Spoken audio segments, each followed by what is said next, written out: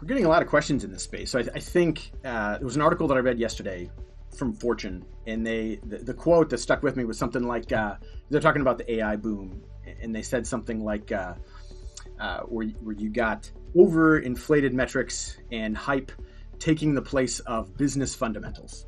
And I think that's where we're at a little bit. I think we're at a place where AI is being infused. The software vendors are doing it. The SI is doing it.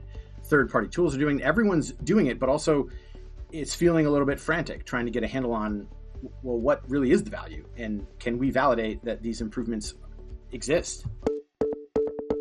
Welcome to Insights for IT Negotiations, a podcast by UpperEdge, a leading IT sourcing, negotiation, and project execution advisory firm. I'm John Belden, UpperEdge's Chief Research and Strategy Officer. And I'm Kylie Chisholm, UpperEdge's Marketing Manager. Join us every other week as we share insights to help you maximize the value of your key IT relationships. In each episode, we'll delve into the topics that matter most to IT decision makers and sourcing professionals. Hello, everyone, and welcome back to the Insights for IT Negotiations podcast. My name is Kylie Chisholm. I am UpperEdge's Content Marketing Manager. I am joined once again by my co-host, John. John, how are you doing? I'm doing fantastic today, Kylie. Fantastic. That's good to hear. John is our Chief of Research and Strategy here at UpperEdge, and we are also joined by a very special guest. We are joined by Ryan McGhee. He is our Practice Director of our Project Execution Advisory Services. Ryan, how are you doing? I'm great. Yeah, welcome. Thanks for having me. This will be fun. Yeah. I'm really looking forward to your guys' conversation. We're talking all things rethinking transformation strategy in the age of AI, how that affects your S4 migrations, Brownfield environments, how your SI and AI relate to one another, interact with one another. So I think it's going to be a really interesting conversation. But before we kick that off, Ryan, do you want to talk a little bit about your background, where you're coming from, your experience, all that good stuff? Sure. Yeah, so I joined UpperEdge in January, so relative newcomer here, from Accenture, where I spent 15 years doing primarily SAP, a few years in the custom development space, Java and Angular. And my role there primarily was to be on the implementation side.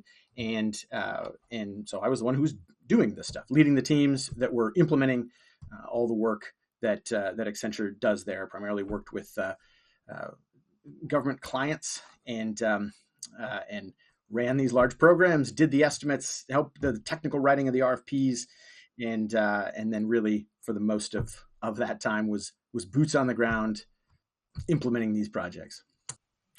So with that being said, Ryan, I want you to know that I am today the most optimistic that I've ever been, right? And on an annual basis, right? This is the start of training camp across all NFL teams.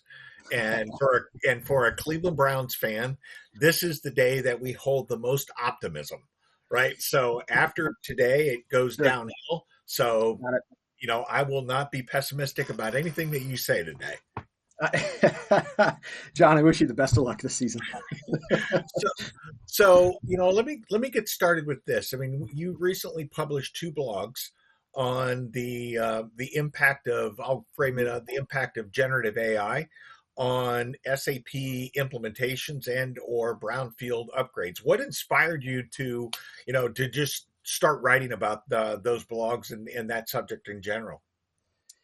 Yeah, we're getting a lot of questions in this space. So I think there was an article that I read yesterday from Fortune, and the quote that stuck with me was something like, they're talking about the AI boom, and they said something like, where you got overinflated metrics and hype taking the place of business fundamentals. And I think that's where we're at a little bit. I think we're at a place where AI is being infused. The software vendors are doing it. The SI is doing it. Third-party tools are doing it. Everyone's doing it, but also it's feeling a little bit frantic, trying to get a handle on, well, what really is the value? And can we validate that these improvements exist? Where's the transparency? So wanted to put something out there, right? At the risk of being obsolete in 6 months, I wanted to speak into this space to help our clients and business leaders really understand where we're at and what matters and what can you really kind of get out of these, and how to maybe think about your methodology there in terms of brownfield, greenfield, and how do you move that ball forward specifically with regard to AI. So with that respect, then maybe Ryan, you think about your blogs as the first edition, right? Yeah, right. And 6 months from now, you can publish the second edition, right? Recognizing the speed at which these things are changing. And I think I think that would be perfectly appropriate to do something like that. So as we think about S4 in general and generative AI, are there areas of, the implementation or the conversion to S4 where you think generative AI is having a substantial impact today in terms of the way that people go about their business of putting those things in? Or are there areas where you still say, hey, maybe this is still high risk? Yeah. So I think it kind of depends on your methodology there. But so let me talk maybe brownfield for a minute and then pivot a little bit. I think brownfield, what we're seeing is some good value in terms of the infusing some of the common tools. So, yes, I think AI has provided value that we are seeing in the space of helping jumpstart some of the development, helping to produce some of your functional and technical specifications, helping to write your testing, help to put out some test models, and maybe even help to do some of the testing, maybe producing some of your training materials and things like that. We're still in an age where you're going to have people that review that material. It's not going to be perfect, but you're certainly seeing AI with these transformations help in those ways, help even with project management across the board. So I think in those ways, it's good. You're seeing also third-party tools. If the SI is providing or leveraging something like that, you're seeing them come to the table also with AI.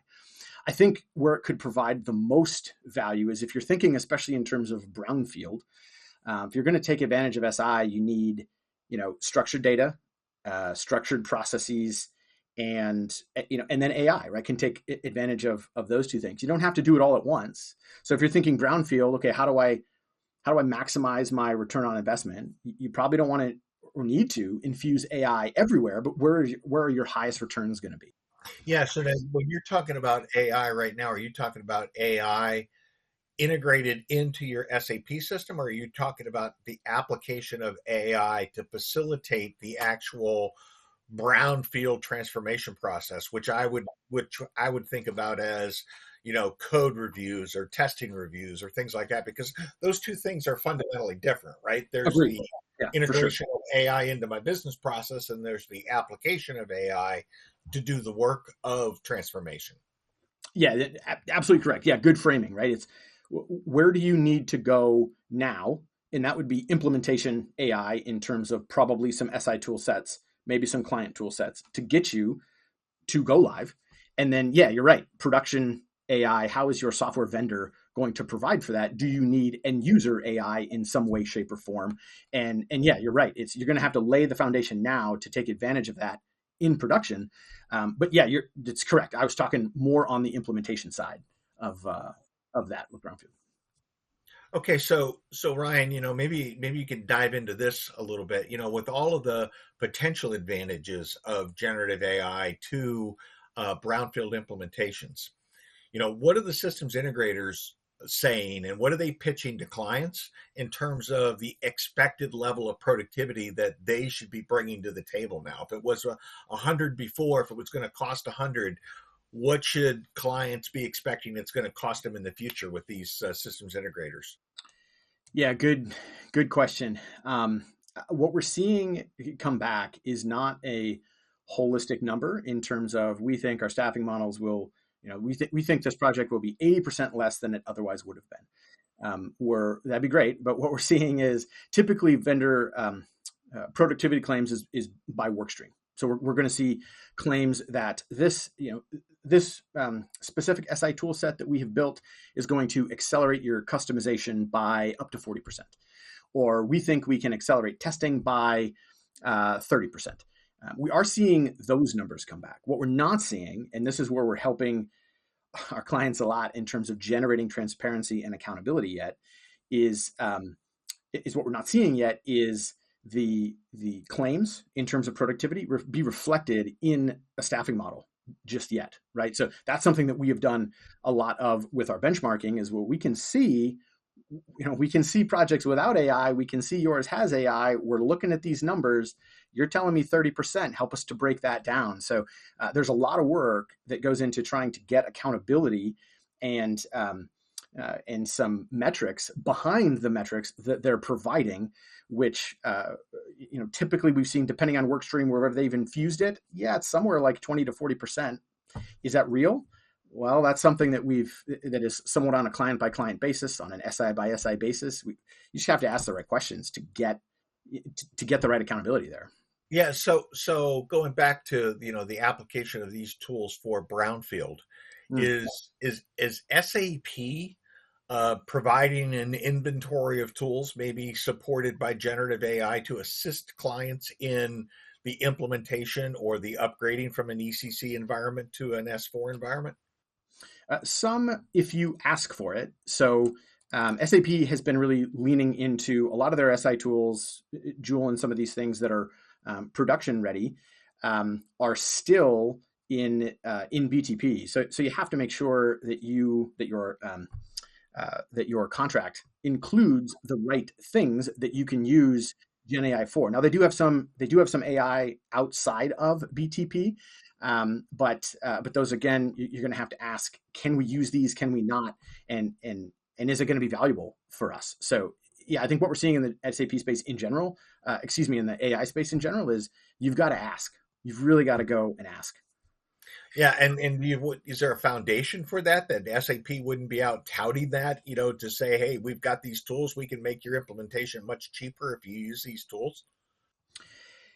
Yeah, that's where, us as an independent third-party provider might have a little different perspective, because SAP is going to be working pretty closely, especially with some of the bigger firms like an Accenture or Deloitte or some of these other folks.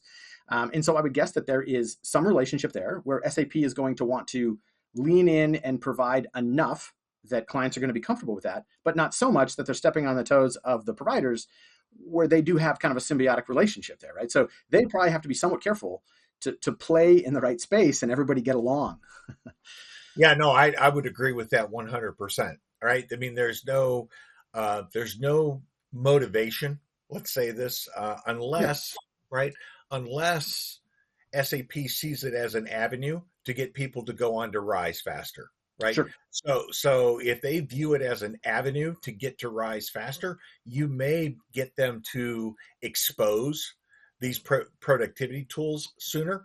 And then, right, at least from my perspective, if you can get SAP to expose these productivity tools, then you can insert those productivity tools into the conversation with the SI and specifically ask them how they're going to apply those productivity tools from SAP and or supplement them with their additional productivity tools in order to be able to get the best result. Yeah, for sure. Great point. So when we're thinking about the application of generative AI to a brownfield scenario,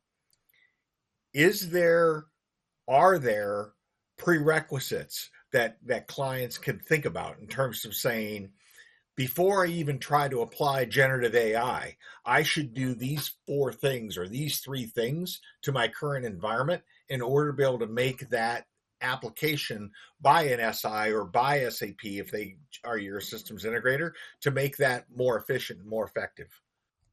Yeah, let me maybe give 2 things to think about. One would be clarity. So what is your AI use case? And some clients will come to the table knowing, here's where we want to infuse our organization with AI. For example, someone comes and says, we think we've done some analysis, maybe we've done a phase 0, or at least had some workshops with the client. We've discovered our order to cash is prime for doing some process standardization, some data cleanup. And we really think that we can focus on that area, both in terms of implementation AI, so that we can enable maybe future AI with SAP. And so I think the first thing is, well, you have to know that, right? You have to know where are your scenarios that you are going to do some re-architecting, right? I think even if you're thinking brownfield, I've not seen anybody recently really come to the table and say, this is 100% lift and shift, because this would be my other area would be, well, is your business group aligned with that? Have you come to the table and made sure that IT and business are aligned? Because IT may say, well, this is 100% lift and shift. And business says, well, no, we have some cleanup. We absolutely have to standardize some of these other processes. So I would say that if your organization internally is aligned and you have done the work to know, okay, where am I going to be focusing, then you can go through the work of understanding and making a part of your plan what you mentioned, getting the environment ready, because AI is going to function best when your data is clean and your processes are relatively standard and expected. So you don't have to do all that at once, but clean data, structured processes, and then AI, you're going to want to make steps in that direction. And so I think if you can clarify as an organization and you can make sure that everybody in the organization is aligned, you've got a great start. Did you know that UpperEdge offers subscription advisory services? This on-demand solution provides essential benchmarks and market insights specific to your business needs precisely when you need it, empowering you and your team to make informed decisions for your IT initiatives. Position your team for success. Reach out today via the link in the show notes to learn more. Mm-hmm. What about the documentation of your existing processes? Is that something that I can envision, and maybe these things that exist out there. I've seen SI proposals before that will have touted, hey, we can do testing in 40% of the time of our competitors. But then down in the fine print, you read, oh, but there's 7 assumptions that we made about testing in order to be able to get that 40% benefit, right? So when we're thinking about the application of generative AI and services delivered by a systems integrator, whether it be Deloitte, whether it be Accenture, whether it be EY, or SAP if they're doing the work for you, right? Mm-hmm. Is there an inventory of things that clients should be looking for that says this is the stuff that's in the small print that an SI may be looking for in order to be able to get these productivity kicks that they're talking about? Yes. Yeah, for sure. You've got to know, and again, you've got to go looking for it, because SIs are not typically very forthcoming with that. They will do, as you said, make the claim, here's what we can do. And you've got to ask the question, at a minimum, you've got to ask, well, what data do you need? Because sometimes the SIs will come back and they'll say, well, we need, X, Y, and Z data. And you look and say, well, that's my most sensitive data. You can't have that. And then, okay, well, the claim is not going to apply, right? If you can't have the data. So you're going to have to figure out, is that acceptable or not for your organization? You're going to want to know, in terms of your data governance too, who's going to be using it? How is it going to be processed? So you're absolutely right. You've got to drill into all of those underlying assumptions, because sometimes we'll see, hey, you can get 40% out of this tool, and there's 0 assumptions in the RFP. So you've got to explore that. For sure, to understand, well, what can we really get, and then the other thing you'll need to look at in terms of that is making sure your assumptions, the assumptions are fleshed out in terms of your own customization, because if you don't understand your process forward and backwards, you may make a customization decision today that precludes you from using some of that downstream testing tools, for example, or something of that nature. So if you're not looking forwards and backwards in your organization in terms of understanding where you're going to put AI, you got to know what feeds it, what are your inputs and what are your outputs, and are they clean enough for all of this to work together nicely? And is that all documented in my assumptions? Is that captured? Yeah, one of the things I can imagine would be a prerequisite, and I'm just kind of spitballing here, but one of the things I can imagine a prerequisite for taking advantage of generative AI in system testing would be that an SI would say, we presume that you already have a full inventory of test scripts that you're using on your existing ECC platform, documented in such a fashion that they can be provided as input into our generative AI tool to convert those into a something associated with an S4 script, right? So if you don't have a comprehensive inventory of test scripts for your ECC environment, you're not going to be able to take advantage of what that SI has. Is that a fair way to frame some of this stuff up?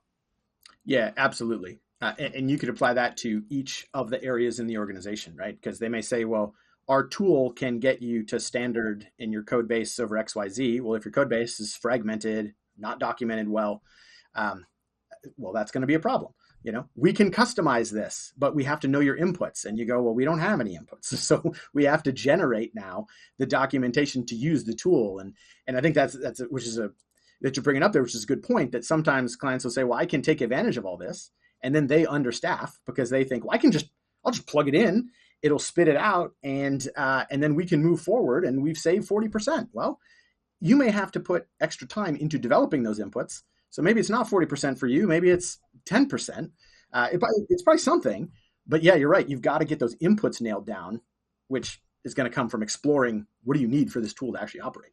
So one of the things that I've noted before in the past on ECC and to S4 engagements is SAP typically provides an inventory of reports, audits, things like that you can run against your ECC environment for, I'll call it the readiness in order to be able to move to S4. Sometimes it's an inventory of, here's all the configurations that you currently have within your system. You're not going to need to have those.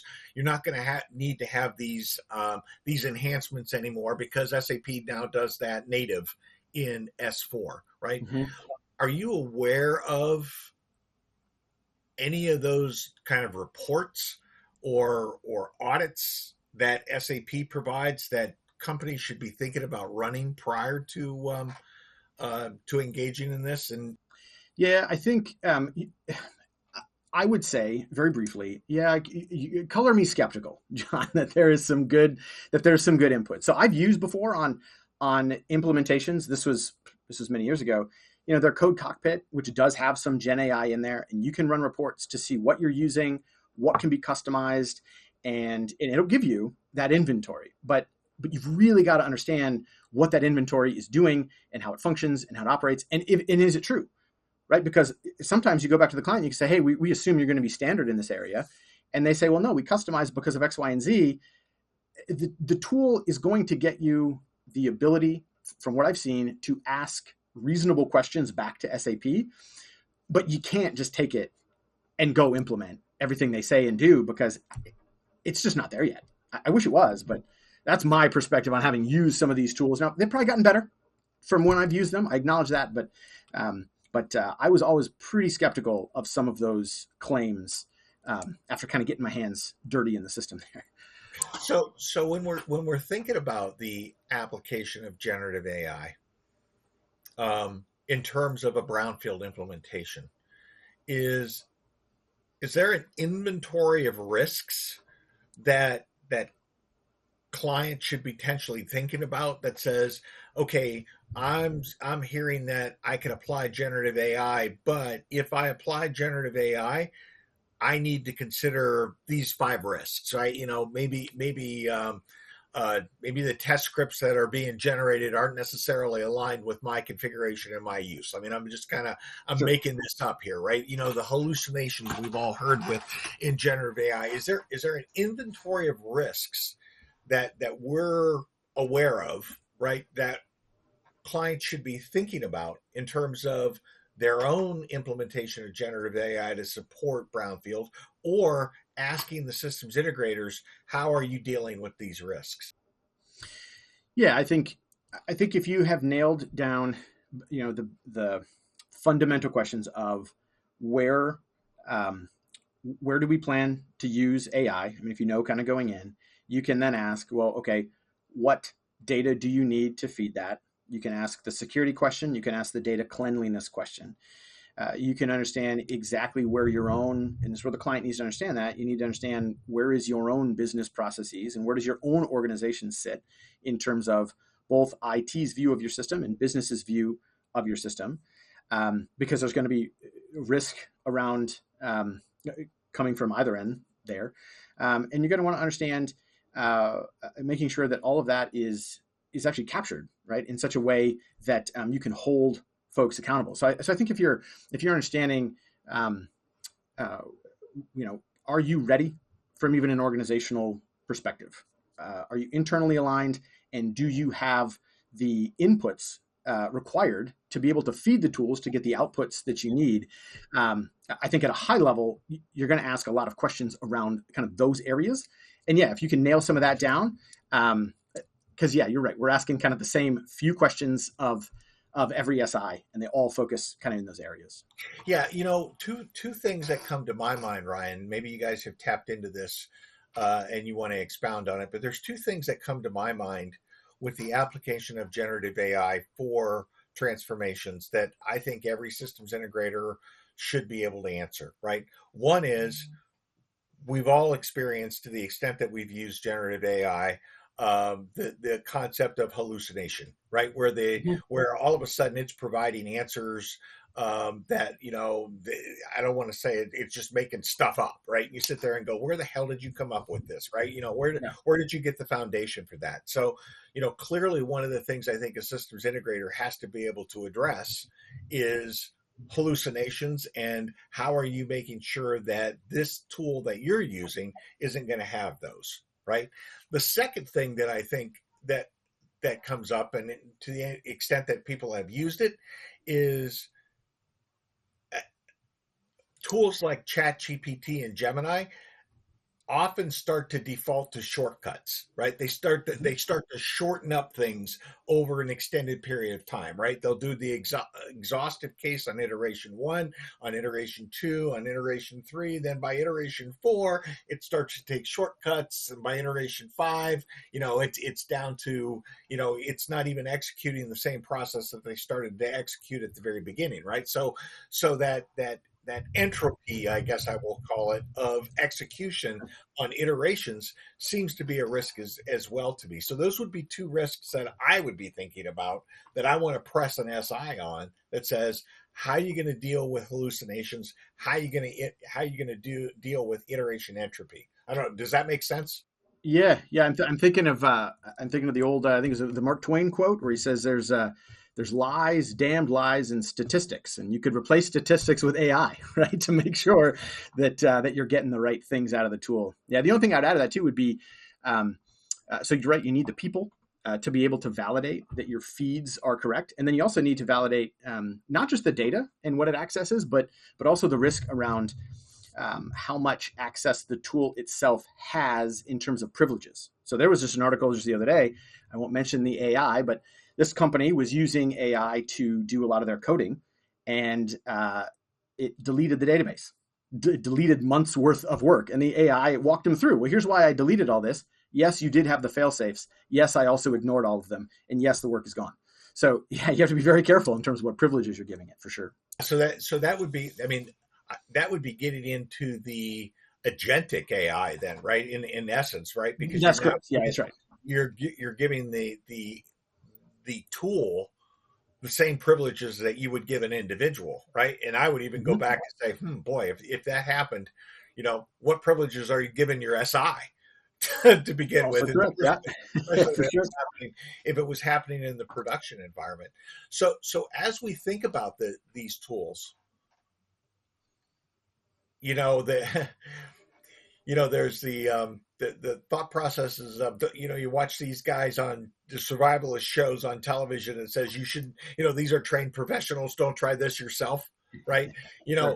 Is there any advice for clients that are considering the application of generative AI on their own and saying, hey, I think I can roll my own on this thing and put SAP in faster with my own tools? Yeah, good question. So I think two things that I would caution the clients, and then one positive case study to share. But one would be on risk, right? Who do you want to own the risk? Because there is a risk inherent with using AI, right? And if the SI provider does something wonky or dumb and deletes things they shouldn't, they elevate the privileges in some way that's inappropriate, or they're producing work that is just not up to par, that's documented in your contract as not being up to par, they own that risk now, right? So I think in terms of risk, I would say to a client, well, do you want the risk of being able to take that on yourself? Are you comfortable with that risk or not?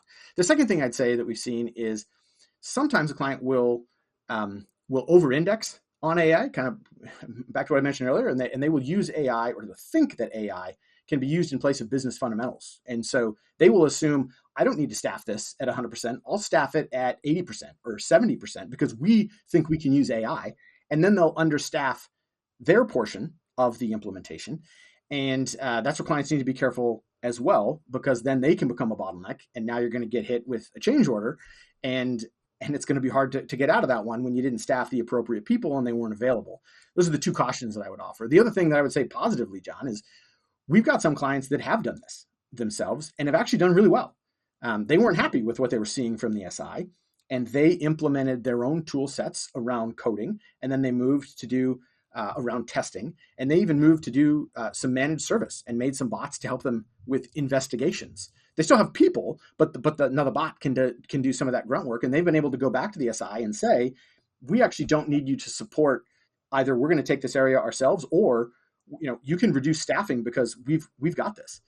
So we've also seen on the positive side that clients can do it and have been really successful at doing it. Yeah, I think a couple of things that you draw out there, Ryan. The power of benchmarks to move an SI can't be underestimated, right? So from the standpoint of a client going to the SI and saying, hey, we've demonstrated that we can do this ourselves at 50% of the cost. You should be able to do it at 50% of the cost. We'll move the SI to say, okay, I can be as productive as you can be, right? So that benchmarking is really powerful from that standpoint, right? The second thing that you talked about was the level of expertise required in order to be able to ensure that the answers are actually coming out of AI are accurate, right?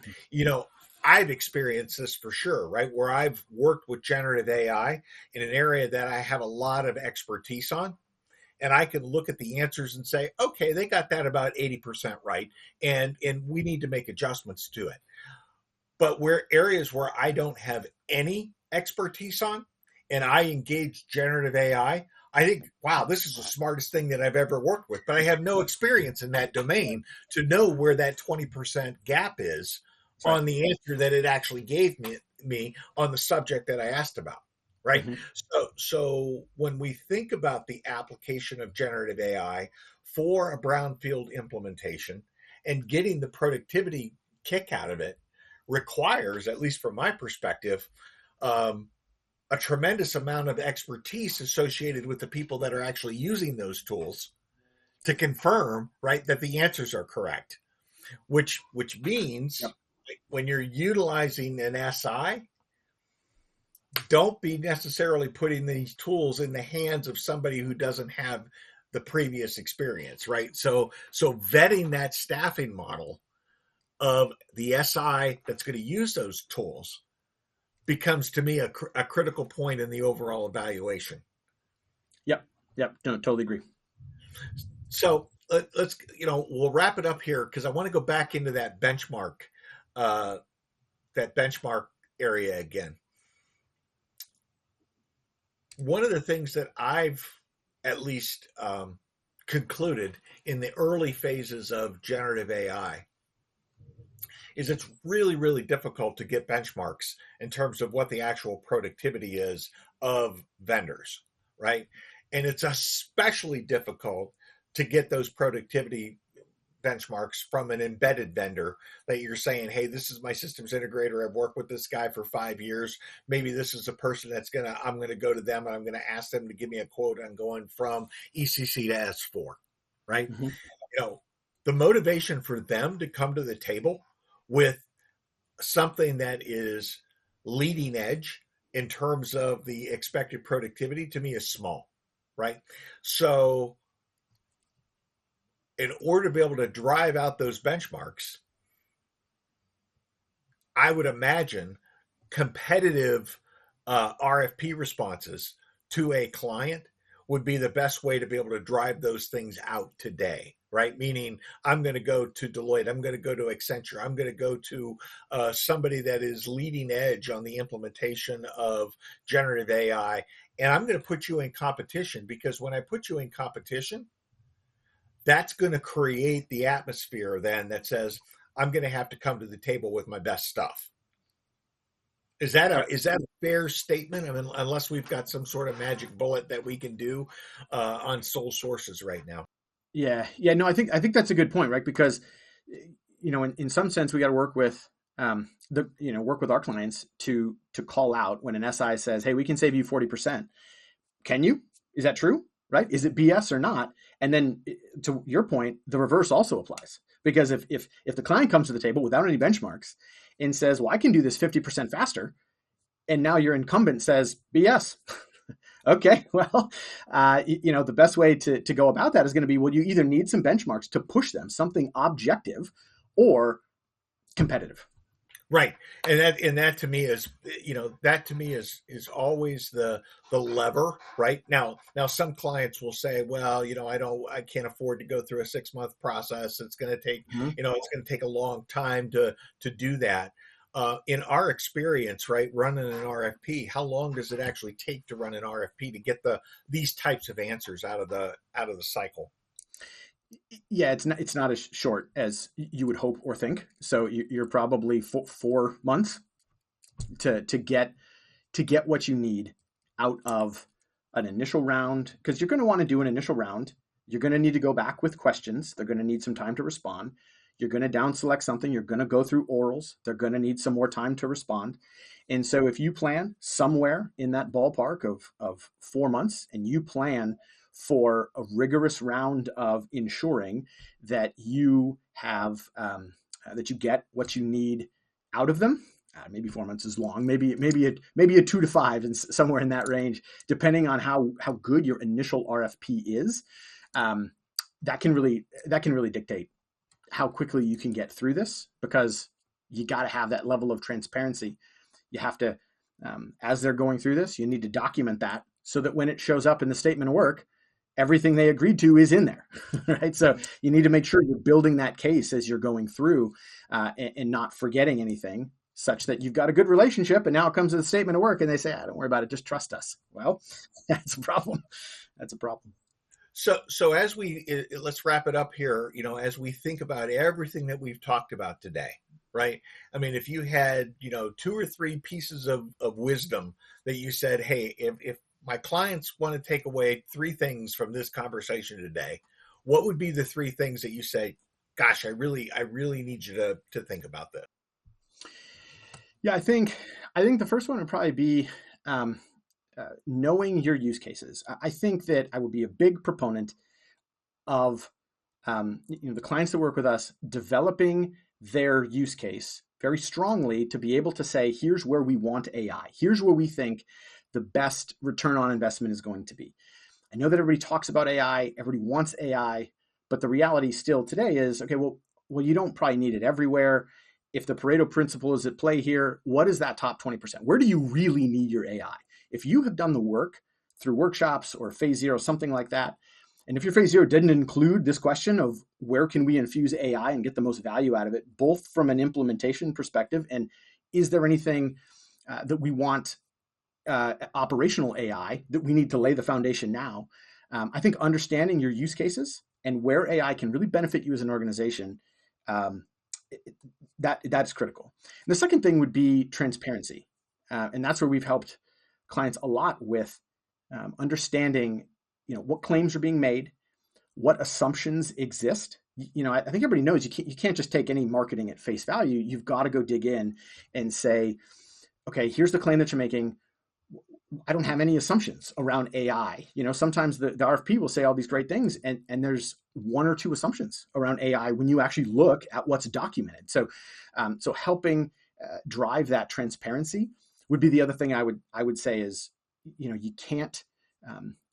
We have found that SIs will provide the level of transparency. Usually it will take some back and forth, and they will not be very forthcoming with that. You've got to go ask for it. So I'd encourage clients to say, go get it. You can get it. You got to know how to ask for it, but you can get it. So I would say if you can define your use case and you can really push and get transparency, that would be good. I think that'd be your best takeaways there. Let me comment on the first one just very briefly again. Is the reason I think your use case is important is because every brownfield implementation is going to have everyone that I've seen anyway, is going to have some form of, sometimes you've used that terminology of brownfield with a green tail, right? You're going to do some kind of transformation. It's not going to be pure lift and shift. So the idea of nailing your use case really is going to tell you, okay, which part of my lift and shift is not going to be lift and shift? Which part is going to be transformational? Because if you know that, now you can say, okay, this is where we're going to focus on cleaning up the data and standardizing process. This area and this area only is where we're going to get back to standard. The rest, we can lift and shift that, right? That's where the use case is going to become so important and so valuable for whatever transformation you're choosing to do. Something is going to be transformed, and I think you got to know going in what that is. So yeah, accountability, transparency, very important. Yeah. So let me summarize too what I heard today, and maybe this helps with kind of the overall value proposition of a TPA, because part of what I heard was this. Number one, you need to know and understand where your opportunities are going to be, both from my corporation in terms of the application of generative AI to my business processes, but also, just as important, where do you think generative AI is going to impact my implementation, right, itself, right? Where can I see the benefits for that? Right. Clearly, a TPA can help you think through where are the opportunities for the application of generative AI when you engage with a systems integrator to make sure they're addressing those areas, right? Mm-hmm. The second thing I think I heard that you talked about was the transparency itself, right? Is the systems integrator coming to you with exactly where they're going to save money, right? And how it's going to affect their traditional staffing models, as well as what is it that I need, right, as a client to have in place in order for them to be effective, right? Yep. And then the third thing is kind of full awareness of where the risk profiles are associated with generative AI, so that as I get ready to apply it or ask the systems integrators to apply it, do I understand what the mitigations are associated with those risks, right? So that, I can make sure that I'm covered, right? Whether it be through the systems integration agreement or the SOWs associated with that, all of that to me seems, as to be really, really important. And I guess those are my three big takeaways today. Understand where your opportunities are, understand how to drive transparency, understand what your risk profile is, and how you're going to mitigate those risks. Well said. I think that's the TPA value proposition kind of in a nutshell here. Yep, agreed. Kylie, I see you joined us again. Yes, I'm back. Well, thank you guys both for that really insightful conversation. I know it was really interesting on my end to be able to listen in. I love anything brownfield with a green tail, just because I think that is such a funny way to put such a complex thing. But yeah, I really appreciate you both being on the show and chatting. And as John alluded to throughout the episode, Ryan has some blogs up on the UpperEdge website that go over everything that they discussed. So if you want to do more reading on that, we'll make sure to have those linked in the show notes below. And with that, thank you guys both so much, and we hope everyone has a great day. Thank you for listening to Insights for IT Negotiations. This episode was hosted by John Belden and Kylie Chisholm and produced by Mike Brown. Be sure to subscribe to the show wherever you listen to podcasts so you never miss a new episode. For more information on IT sourcing and risk management strategies, visit UpperEdge.com and subscribe to our monthly UpperEdge newsletter. Thank you for listening.